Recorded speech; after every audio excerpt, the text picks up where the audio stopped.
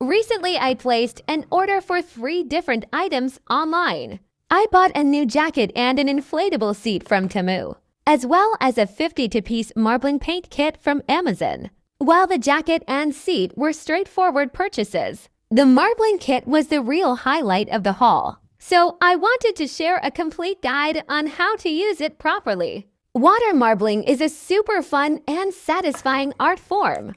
The absolute secret to success comes down to preparing the base liquid correctly so the paint floats seamlessly on top instead of sinking. To begin step 1, you need to mix the base liquid, which is the most crucial part of the process. Take 1 5-gram pack of powder and mix it thoroughly into about 1 to 1.25 liters of warm water, which should be enough to fill your tray about 1 to 2 centimeters deep. Stir vigorously with a spoon or whisk until the powder is fully dissolved. After stirring, let the mixture sit for at least 3 to 4 hours, or ideally overnight. The liquid needs time to thicken into a light gel consistency and allow all the tiny air bubbles to disappear.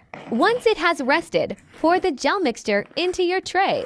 If you see any remaining air bubbles on top, skim them off using the edge of a paper towel or your spatula. Moving on to step 2, it is time to drop the paint. Shake your marbling paint bottles well before starting. Use the pipettes or gently flick the brush to place drops of paint onto the surface of the liquid. You will notice the paint expands into floating circles on the water. Keep adding drops of different colors directly on top of or next to each other too.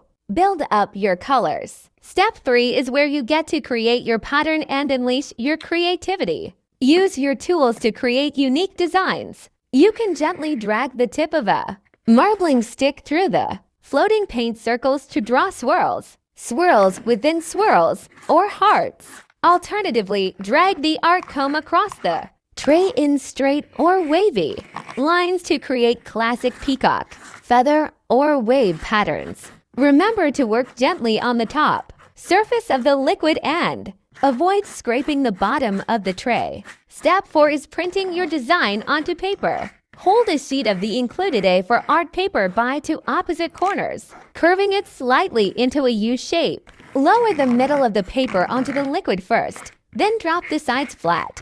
This technique prevents air bubbles from getting trapped underneath. Wait 5 to 10 seconds for the paper to absorb the paint on the surface. Then use the tweezers to grab one corner and slowly pull the paper up and away from the tray. Finally, step 5 covers cleanup and drying. Place your freshly printed paper flat on a dry towel or newspaper.